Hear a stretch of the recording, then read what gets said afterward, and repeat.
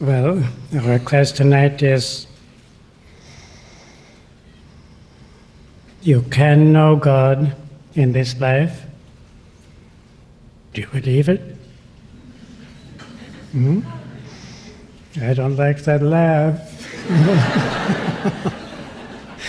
It's amazing to me. Whenever I travel, no matter where it is, here in this country or in Europe or in India or wherever, it is usually that devotees have the attitude, maybe this person or that person can reach the goal, but certainly not I. Now, I tell you, it was during Guruji's lifetime when a woman came on a path. She was 80 years old. And she had not lived before a particularly spiritual life. She was a good woman. And Master said, she will reach the goal in this life because of her great sincerity. Now, is anybody here who is just starting and is 80 years old or older? Would you please raise your hand? Would you please look around because the lights are so blinding that I cannot see further back. Anybody here? 80 or over and just starting?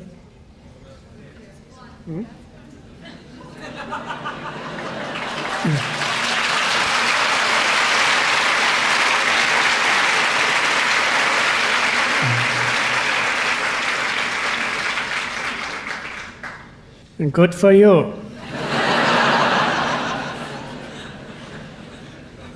Now you see, Master said about that other one, she can make it in this life, so you can also. And all of you can reach the goal in this life. I think one of the reasons why people may be discouraged, I had myself that experience. When I started with the lessons, one after the other came, and I thought, it is incredible, all that information. Not only that, also in the temple services, all that information. Not only that, all those many things that I'm supposed to practice. How in the world can I absorb it all? How in the world can I practice it all? Do you feel that way sometimes?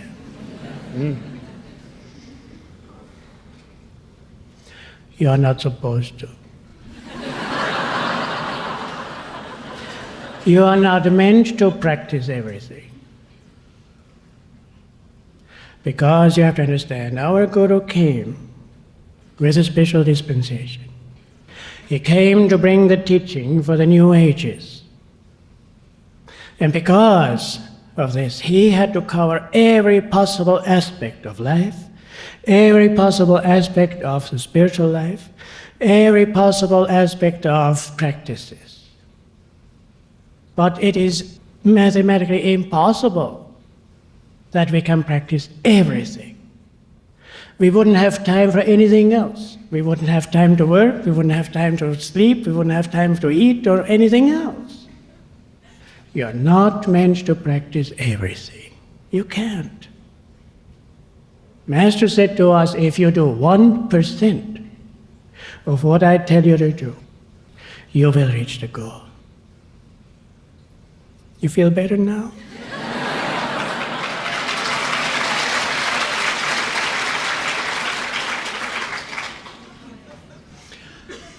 However,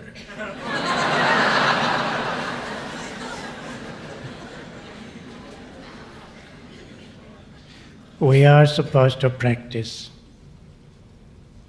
the essence, and that everybody can do. And what is the essence? First of all, devotion to God and Guru. Second, practice the basic techniques,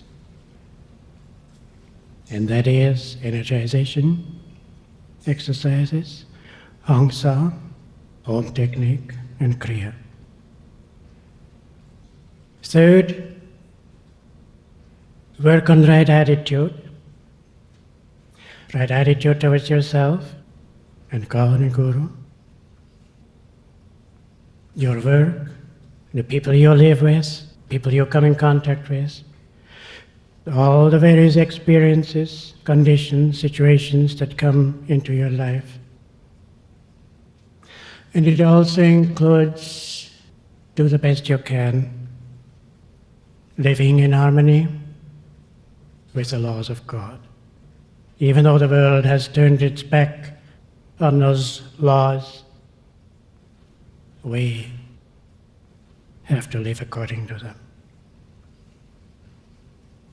Now this is the essence.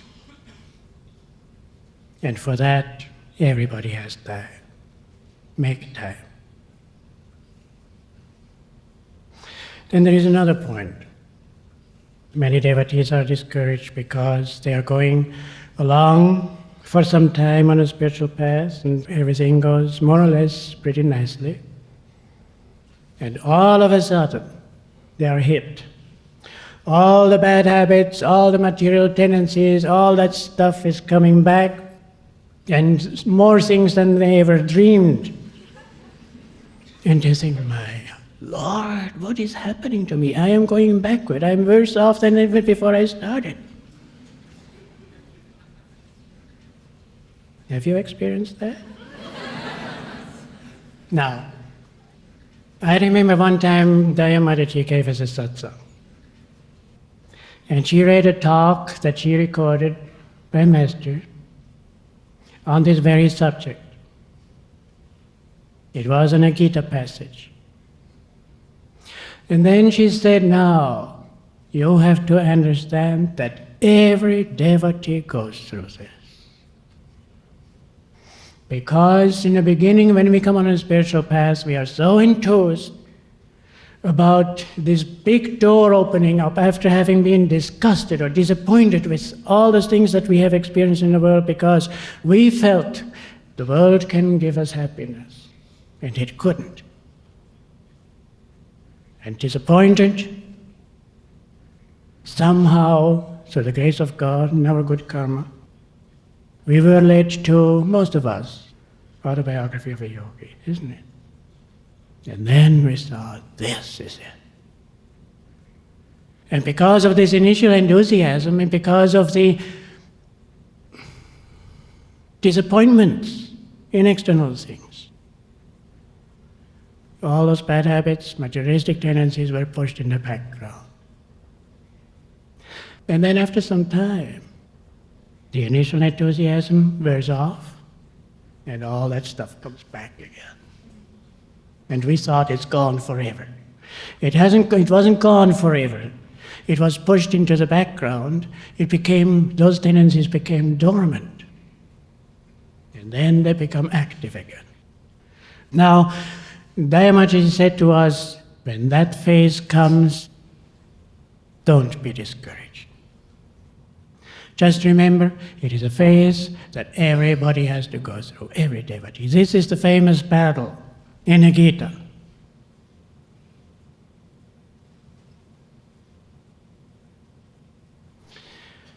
Just keep on to the best of your ability. If it doesn't go well, and possibly it doesn't go well with your techniques and your meditations, just show that you mean business, that you're willing. Do the best you can. And remember, those tendencies, they will be pushed aside. Because every little effort that you make strengthens the spiritual tendencies. And then Master said, then after a while, you get support from within.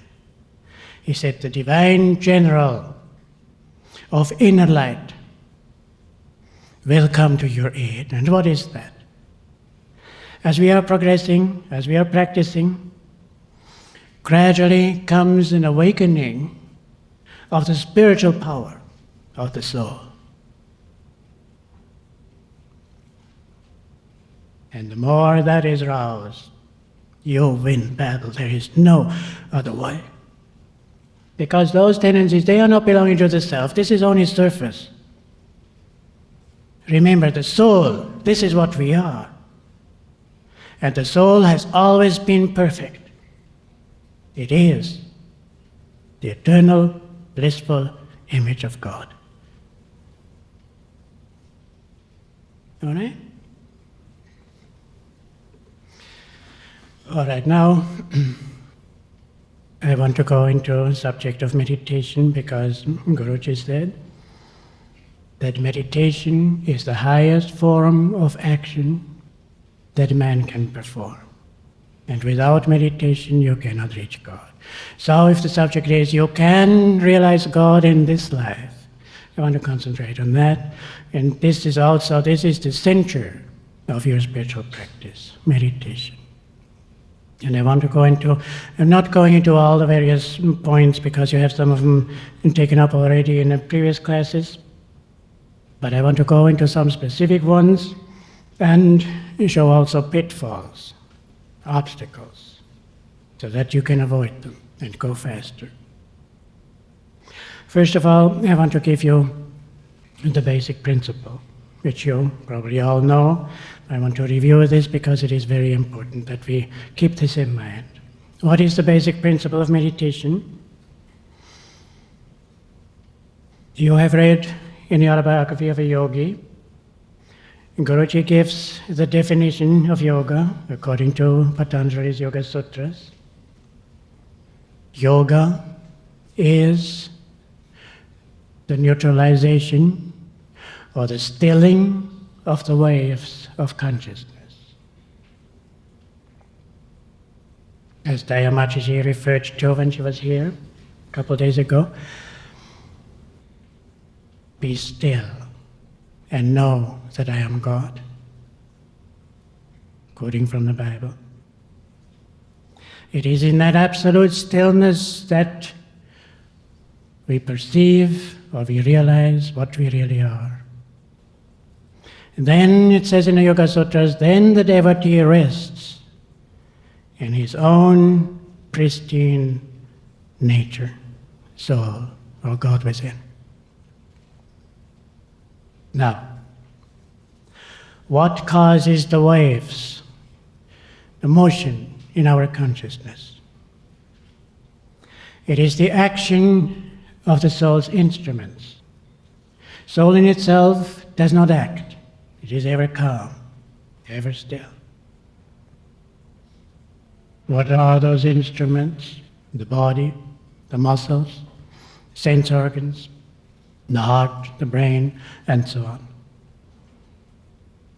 What causes those instruments to act?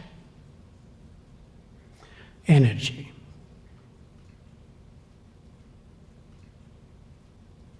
And now in order to still those instruments, and with that to still the waves in the consciousness, those disturbances, we have to withdraw the energy from the instruments. Bring them inside, into the spine and up into the higher chakras, and there is the perception of God. It is that simple in principle. It is that scientific. And when you once understand this principle, you will see that we are not meditating in order to get experiences, so-called, but the experience of God, eventually.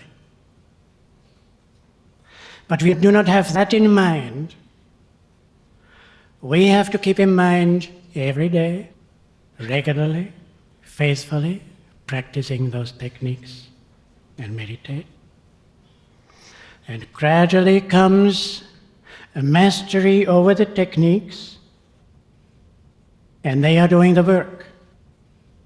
They are withdrawing the energy inward and upward, You do not even have to think about that. The techniques, if you practice them correctly as they are given in the lessons, they do it. This is a basic principle. And I will refer back to this again because you will see how important it is to understand. Now, meditation itself. There's one aspect of preparation for meditation.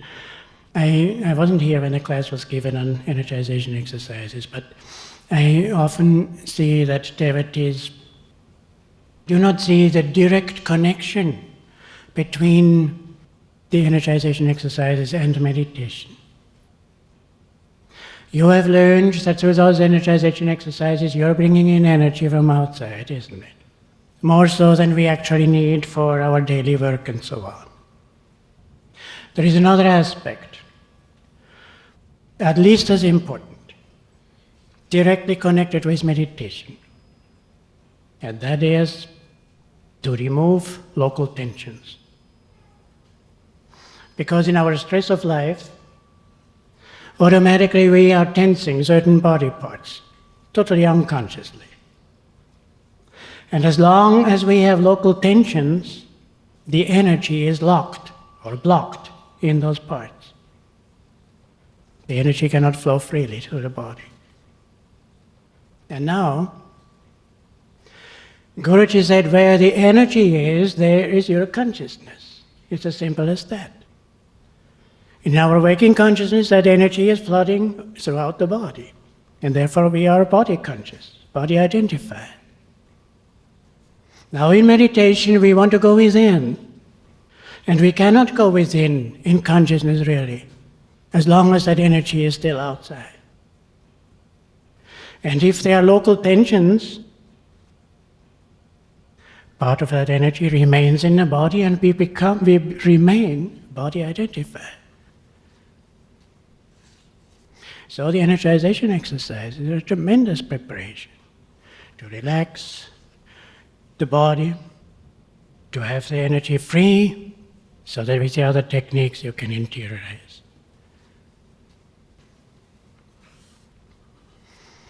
And then, just a quick word about group meditation. If you have the ability, if you have the possibility, if you are living near one of the temples or centers or meditation groups, do take advantage of group meditation. Because Master said, the proximity of other spiritual vibrations has the power of raising your own. It's a combined force. Meditating with other devotees thus helps you to quicken your evolution. And then he said, you will find that many seemingly insuperable barriers in your life will crumble and dissolve. In the waters of meditation, and particularly also in group meditation. You are helping each other without thinking about it. You shouldn't think about it. Otherwise the ego comes in. But combined effort draws more on God.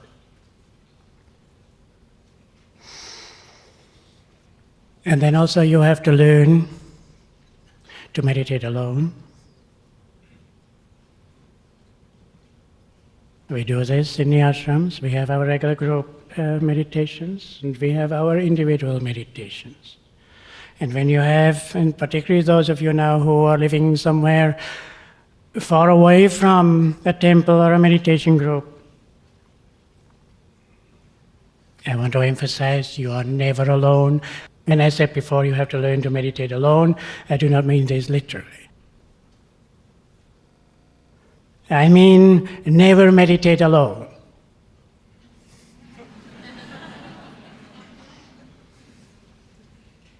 There is no better meditation group. You have heard me say this before, huh? There is no better meditation group in the whole world than our line of gurus and you. There is no better meditation group. Only trouble is, delusion tells us they are not here. Isn't it?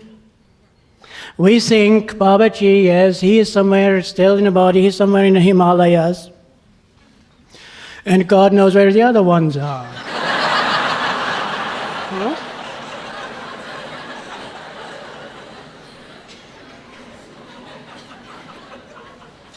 Now, when you read in the book Only Love by Dayamadaji, you read about she was very reluctant to tell that experience.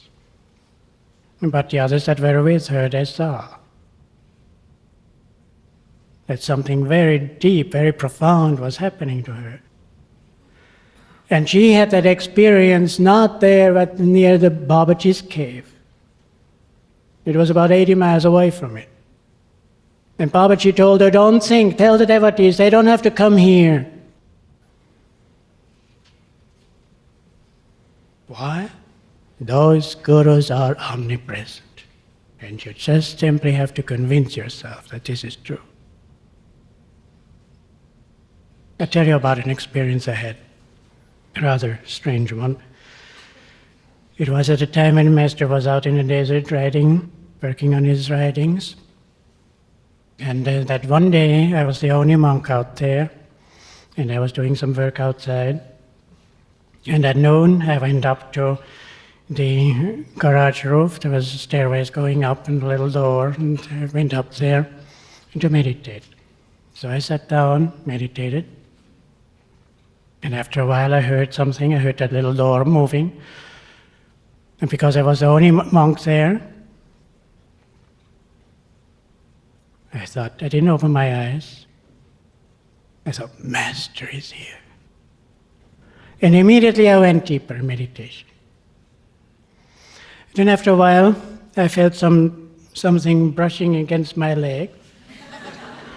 And then I opened my eyes, and I saw it was not Master at all.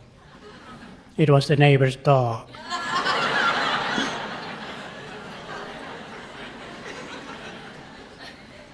And now, I was kind of stunned.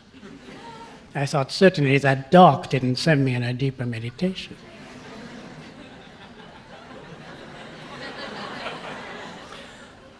And then I thought it over. And I remember Master's words, if you think of the Guru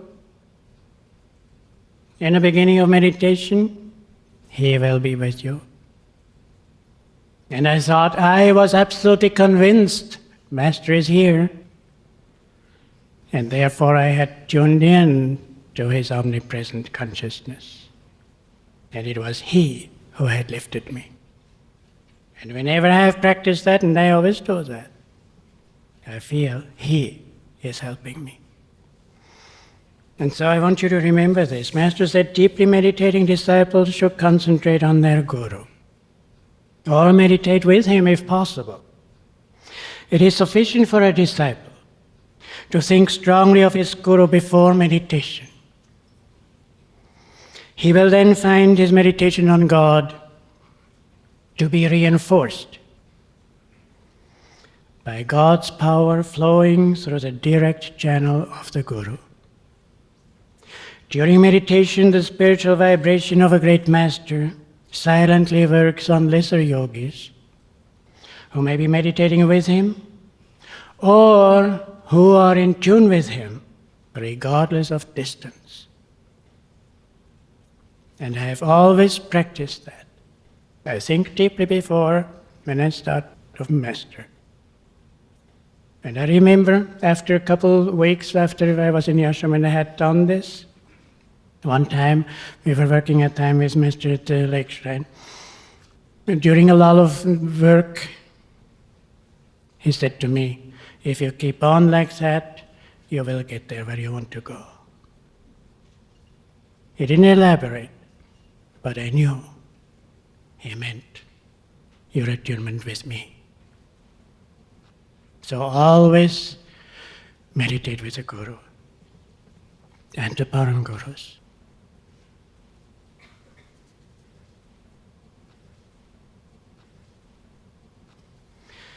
Chanting after the opening prayer, chanting, this is optional, but it is a great help because it is a prayer.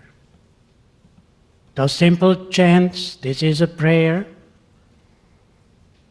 Simple thoughts, repeated over and over again, and they are set to music, and most of them are set to rhythm, and that means the restless mind is tied into that chant. Again and again and again, repetition of going ever deeper in concentration, bringing ever more feeling into it. Not emotions, feeling, devotion. And you will see how that mind which is restless and has a tendency still to go out, how it is pulled in and directed towards God. But it takes discipline. You know how easy it is to just sing on and the mind is all over the place? That's no good. The saint said, then you are praying to the air and not to God. So it takes discipline, but it works if we are really applying ourselves. And then comes pranayama, energy control through the techniques.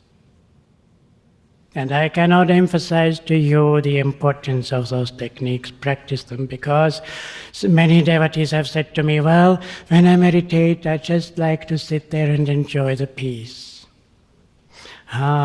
Peace is a very, very relative thing. It can be something very passive, seems like daydreaming and gradually slipping off you know where. Sleep. Peace is an aspect of God. And we cannot go into that deep peace unless the energy is withdrawn, consciousness is withdrawn inward to the soul, to God Himself. I cannot emphasize this enough.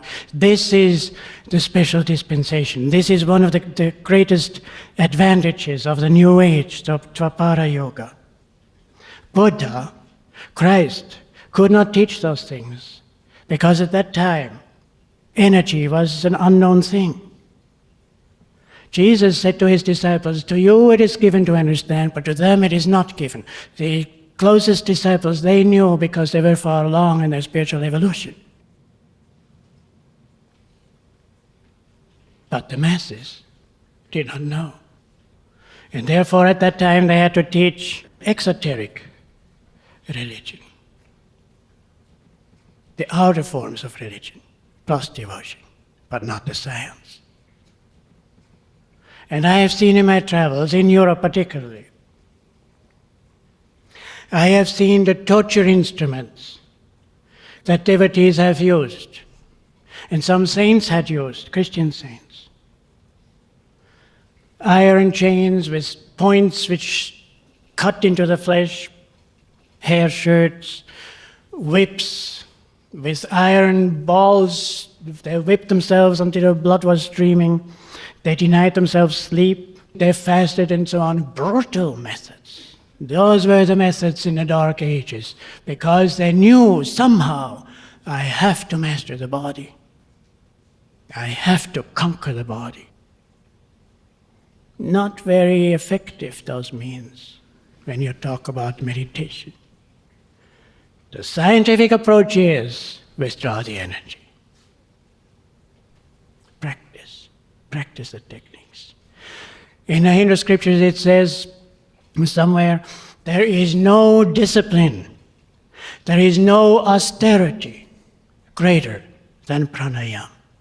And as you know, pranayama does not mean breathing exercise. It means, even though it is interpreted that way still, this is also a carryover from the Dark Ages. Pranayama means control, mastery over the energy. And if you have mastery over the energy, you have mastery over the various states of consciousness. It's as simple as that. And that is why our Guru, Paramahansa Yogananda, said, you can be in a room for 20 years, trying to get out through the ceiling and through the floor and through the walls. But until you discover the door, you will not be able to leave the room. And so it is with the soul. The average devotee may struggle his whole life trying to free the soul from the limitations of the body by unscientific means. So Kriya Yoga, remind you, that includes Hong Sa and Om and energization exercise. This is a whole system. So Kriya Yoga, however, if he is sincere in his efforts, he can quickly escape through the universal highway of the spine. That is why I say that Kriya Yoga is the highway on which all bypaths of spiritual beliefs meet. Because those techniques withdraw the energy into the spine and up into the higher chakras. The soul has descended into the flesh, has become body identified through descending of the energy. So the same way we have to go back again. And now I refer again to the basic principle. What do we try to do? We are trying to withdraw the energy from the instruments into the inner stillness. As Master said, Hong Sa and the other techniques also, they are leading to conscious passivity. Not unconscious passivity. That is sleep. The mind goes off in the subconscious. Conscious passivity. The body becomes still more and more because the energy is withdrawn. The mind is deeply alert, deeply conscious. Now, you know, it is not very interesting perhaps to practice Hong Sa. But practice. There's all kinds of things going on when you practice those techniques and you are perhaps not aware of it. You're learning to rechannel, you're creating new patterns of the flow of life force. Most important. And you're burning up karma and you do not notice that. You are burning up karma, past tendencies, through the practice of the techniques. Now, most devotees find that when I practice, let's say Hong Sa, that the mind goes off, or practice Om, and mind goes off to something more interesting. A saint said, your senses will chide you, and your mind will chide you, scold you for doing nothing because you are just practicing such a simple technique. In that sense that you just go on with that nothing because it will lead you to God. But that is why we have to be sincere. I remember the first time when I went to India, it was towards the end of my trip. It was at that time in our ashram in Dakshineswar. And there one of our monks told me, I asked about different places nearby where Master had been, and then he mentioned that temple in Tarakeshwar. You remember that story when Master as a young boy went to that temple, and it was a Shiva temple, and he did not bow before the round stone, as he called it. It's a Shiva Linga, symbol of the infinite. I said, oh, I would like to go there. And so a member provided a car, and some of us went. And it happened that that day was the day dedicated to Shiva. And hundreds of people were on the roads towards that temple. It was a hot day, blistering roads. And I saw those hundreds of people, some of them walking, most of them barefoot.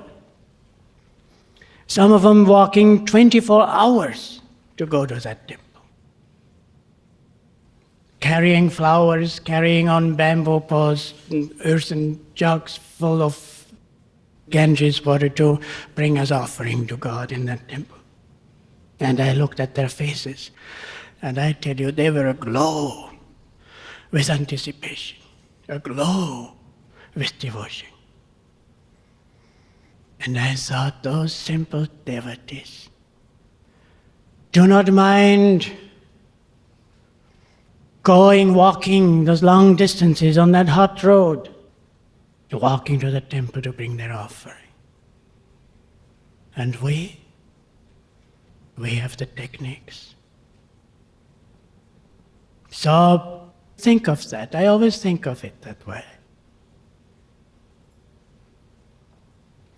Concentrate. Keep the mind on what you're doing, on the techniques. Because even though it is not very interesting, it is the road inward to where God and Guru are waiting for us. If I would tell you that Master is somewhere physically right now, manifested in the music room, you will all run there and, isn't it? And you wouldn't go downstairs or going to all kinds of rooms, you would go straight, right? That is what you're doing when you're practicing the techniques. Practice.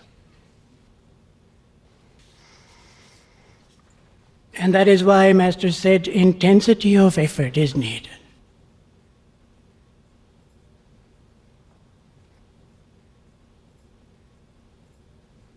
He said people hated meditation because they tense and struggle.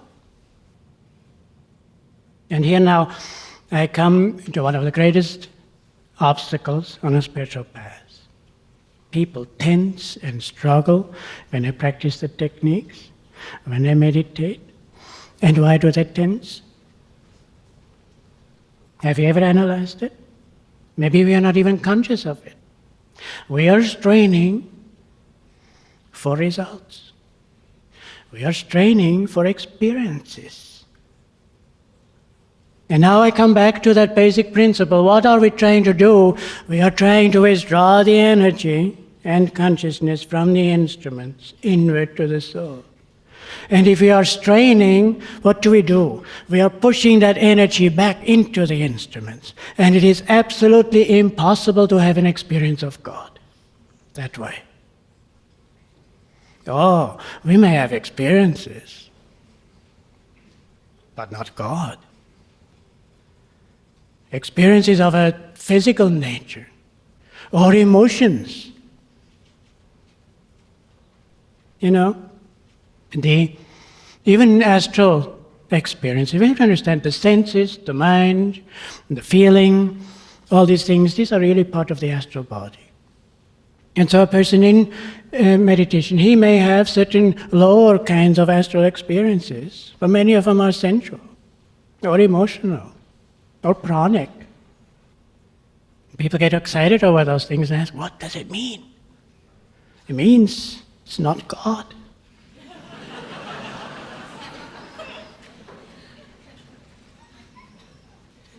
So, just relax, concentrate, make a relaxed effort, relaxed concentration, relaxed feeling, otherwise it becomes physical emotion, and just keep on. It says in the Gita, you be concerned on right action and not the fruits or the results of those actions. Why? Because if the action is right, automatically, eventually, the right results will come.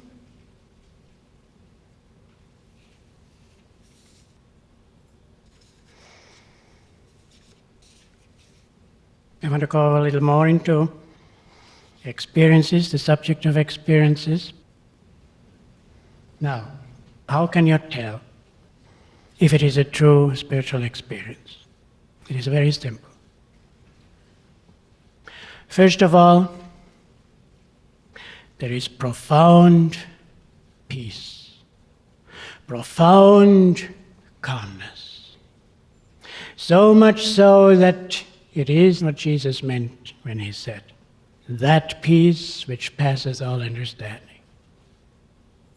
And if you have that, You know that it is greater than anything you have experienced outwardly in the world. It gives an absolute sense of security, an absolute sense of contentment, because you have touched God, or God has touched you. And everything is all right, all desires are wiped out. They come back afterwards, you know. But at that time, that's why the saint said, a true experience, spiritual experience, changes a fool into a sage, because it makes a profound change inwardly. Because it gives you the comparison, what God is and what the world is. A true spiritual experience is always positive. There is no fear, there is no doubt, and particularly there is no excitement. It is profound calmness. Now, that peace, that calmness can be combined with some other aspect of God, such as the light. Not pictures, not movies, the light, the essence, or the sound of Om, or joy, bliss, or love, or wisdom, or Sundara. I say Sundara because beauty doesn't cover it really. It is a combination of beauty and glory. But calmness, peace is always there. And this simply cannot be produced by force. We have to do the work. We have to practice the techniques. And if we practice correctly, in His own good time, God will give it to us. We cannot force it.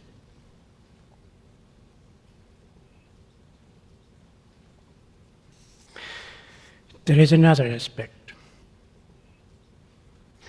The deeper the spiritual experience is, the less there is an inclination to talk about it. When I hear of devotees talking about all kinds of spiritual experiences, I think they really are advertising to those that are understanding that they do not have real deep meditations.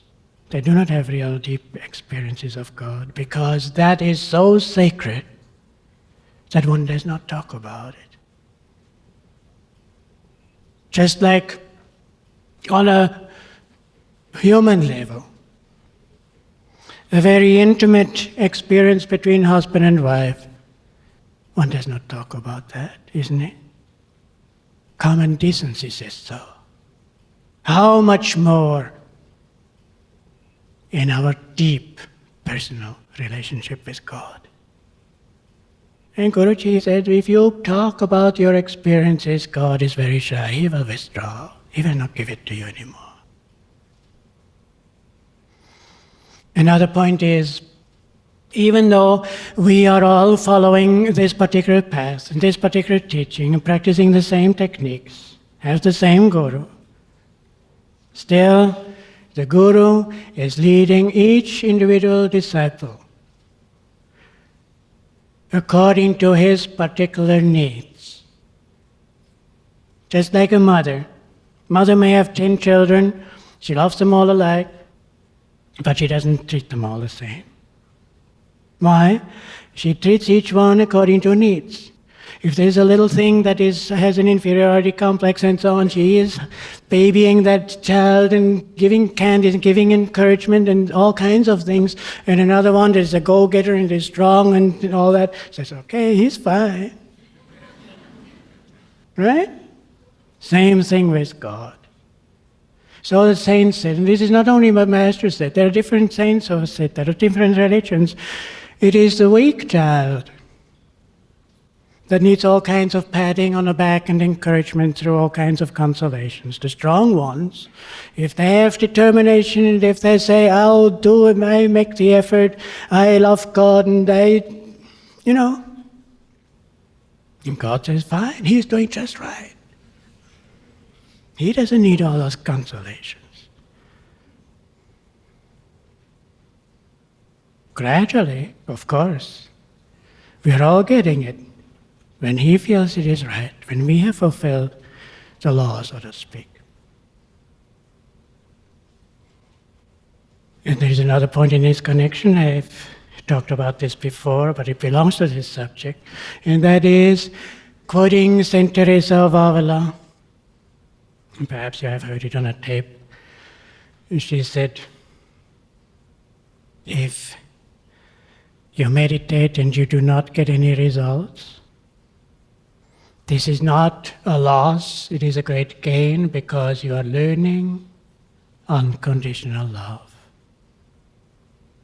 It means you are learning to love the giver more than his gifts. And Master said this is the whole key to the mystery of this universe. Whether we love God more than his gifts. If we say, okay, I do this, I practice those techniques, I meditate that much, and then you have to give me this in return, what relationship is that?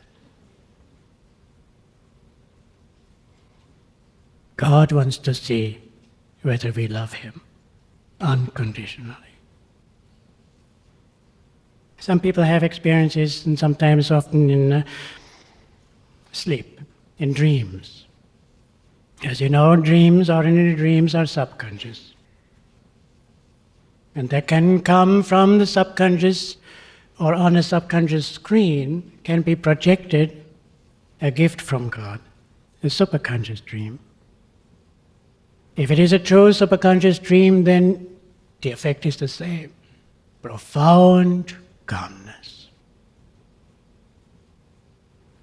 Profound inner change. And then there are dreams where there is subconscious and there is a superconscious element in it.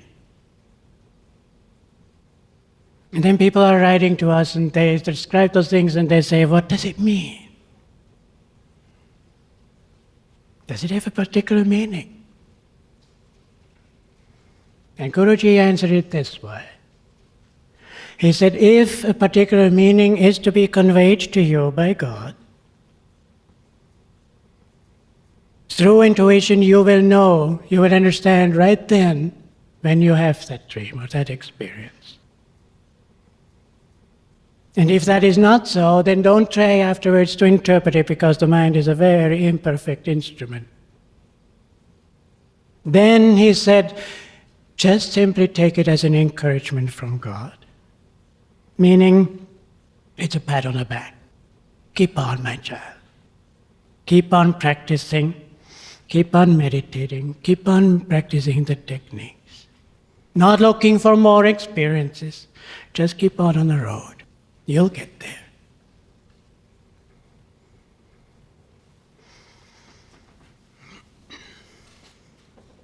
All right. Now, when we have practiced the techniques, what do we do? That's really when the real meditation begins.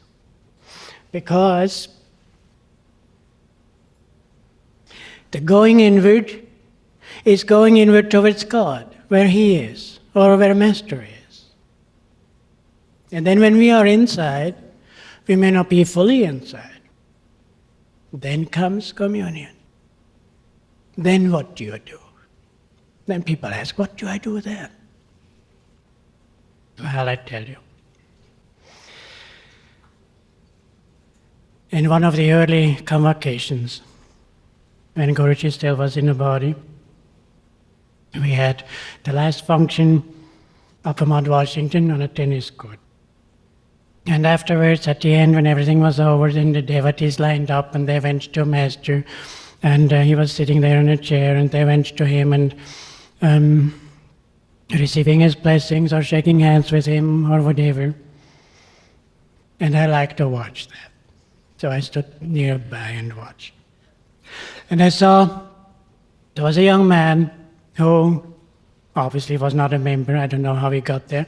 He had both of his hands in his pocket and he approached Master like a zombie. And when he had reached Master, he pulled one of his hands out and, like a lifeless rag, stretched it towards Master. And Master immediately was as if he fell asleep. And Master also pulled his hand out forward, lifeless, like that. And two lifeless hands met.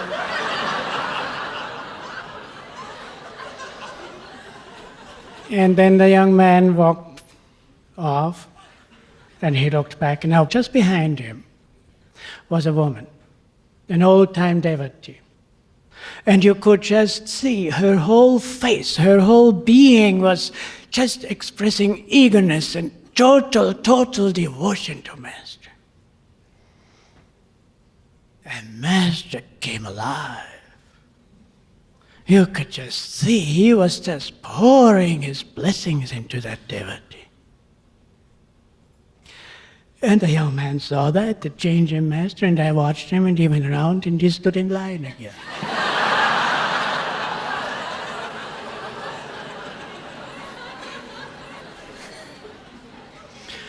And he came the same way as before, both hands in his pockets, like a zombie.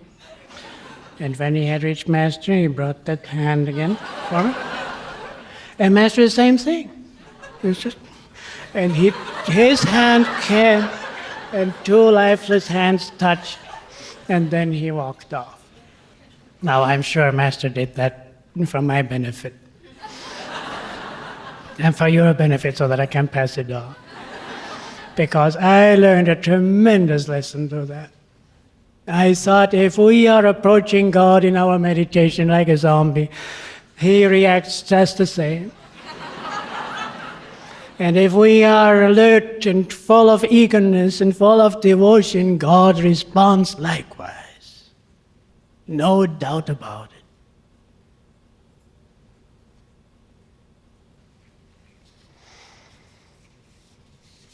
So, I refer back to Patanjali.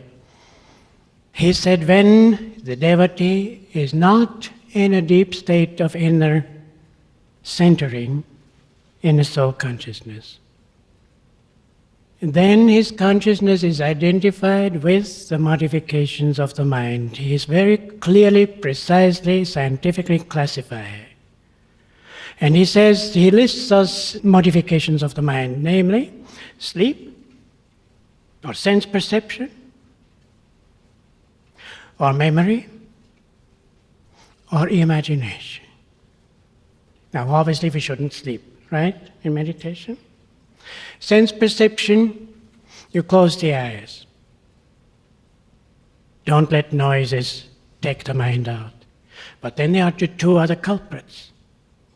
Saint Teresa said that. She said, I locked myself into my cell, wanting to be with God, and I found that I locked within the cell with me 1,000 distractions. And she lists the two: memory, imagination. Remember that, those two. Don't let the mind go into past thoughts, past experiences.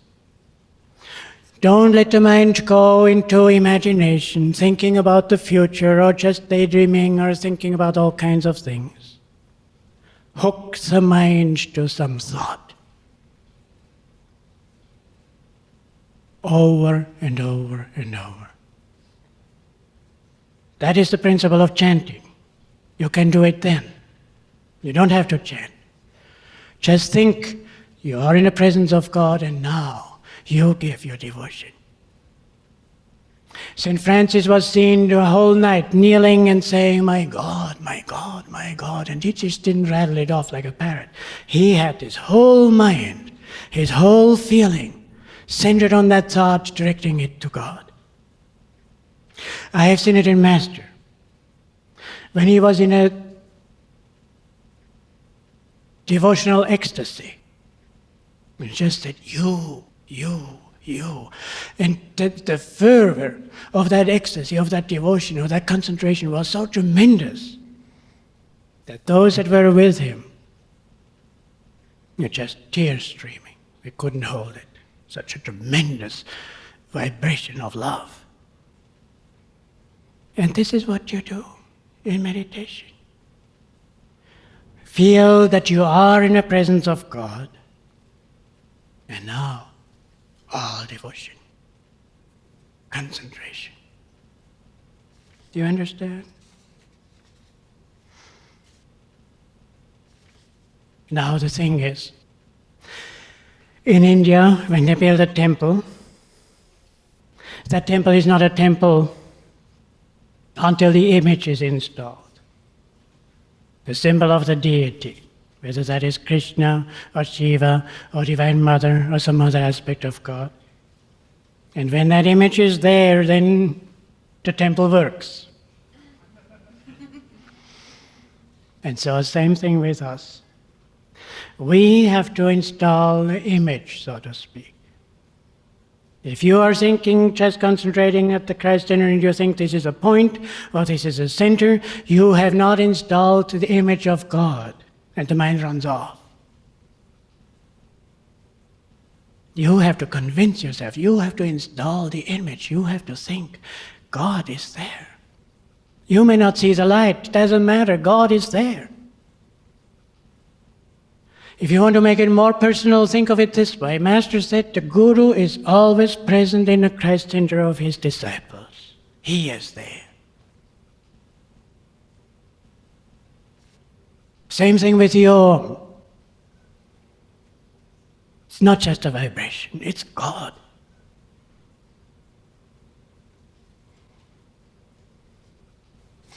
Even if you do not hear it, if you are directing your consciousness inward in that attention and you call mentally Om, Om, you are directing your attention and your love to God in the aspect of Om.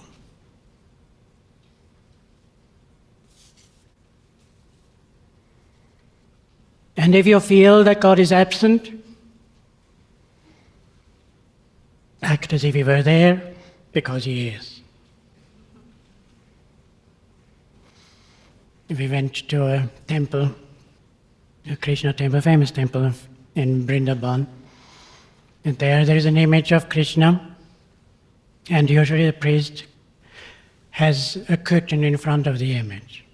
And everybody is sitting there or standing there and looking at that curtain. And then the priest pulls the curtain aside and then everybody says, there is Krishna. And then they come with their flowers and offerings. And then the curtain goes back, and everybody, even though Krishna is not visible anymore, everybody knows behind that curtain is Krishna. He's right there. Same thing in our meditation. If you look here, concentrate here, and nothing, you do not see light, God is there, Master is there, and you give all your devotion.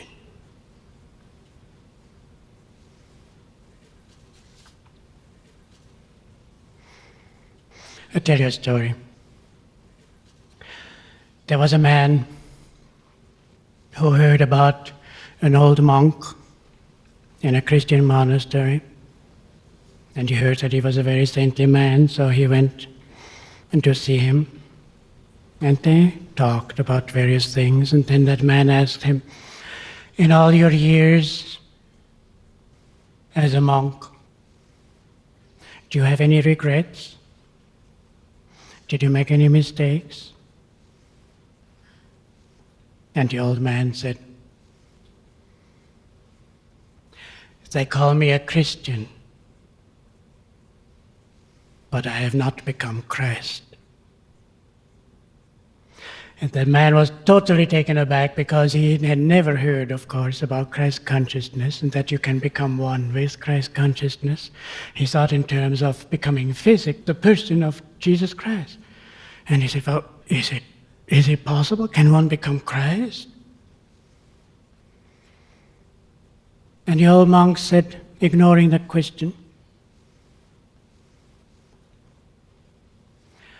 I put distance between him and myself. In my searching, in my reading, in my prayers. And all those years I was deploring that distance. And I did not realize that I was creating it. There is no distance. And this is one of the greatest obstacles on the path, that we create distance, that we do not accept the fact that God and Guru are omnipresent and with us all the time. In our thoughts, we push them away, we think they're far away. Don't do it. This is something that is one of the greatest helps on a spiritual path, one of the greatest helps in your meditation. That you feel God and Guru are closer than you can imagine. And that is why Dayamachaji said those beautiful words. Guruji is as close to you as you permit him to be. Write that down. He is as close to you as you permit him to be. Don't keep him away. And there is another kind of distance, not just space, just a spat, or worse.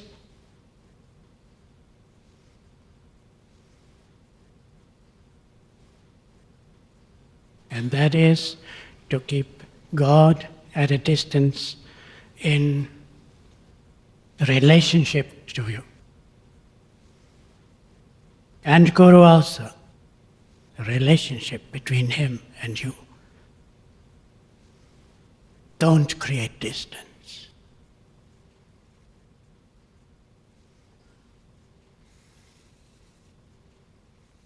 A saint said, there is no creature who can realize how much, how sweetly, and how tenderly God loves you.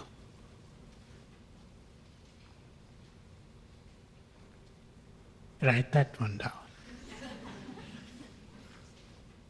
There is no creature who can know, who can imagine how much, how sweetly and how tenderly God loves you.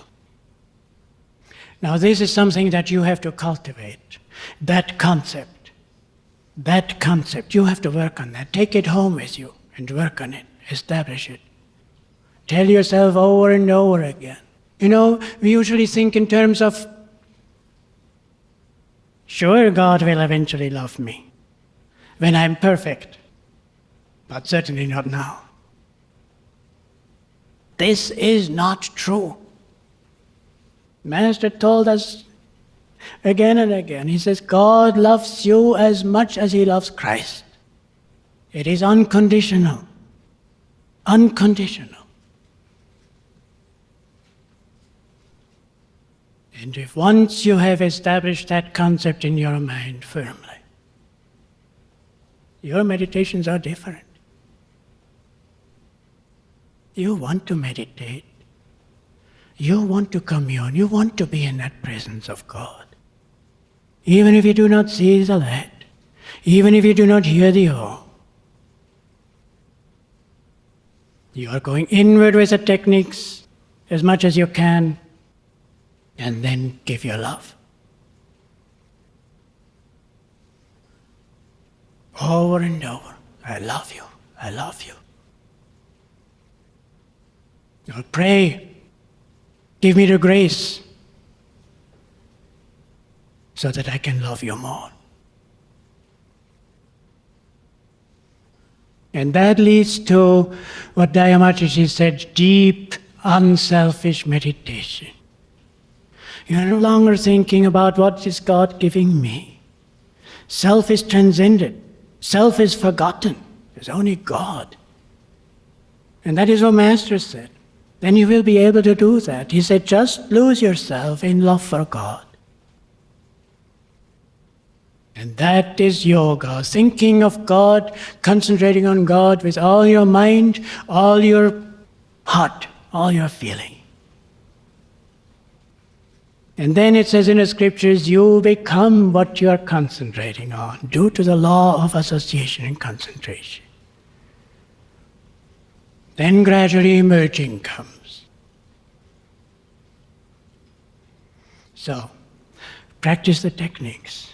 They take you inward, and then meditate. And meditation means concentration on God to the exclusion of everything else. It's as simple as that. Just lose yourself in your love for God.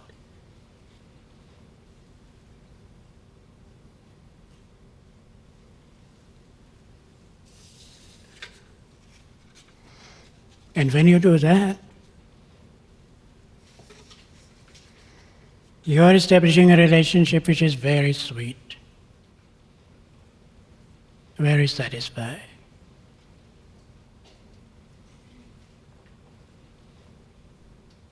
And then you will know you can realize God in this life.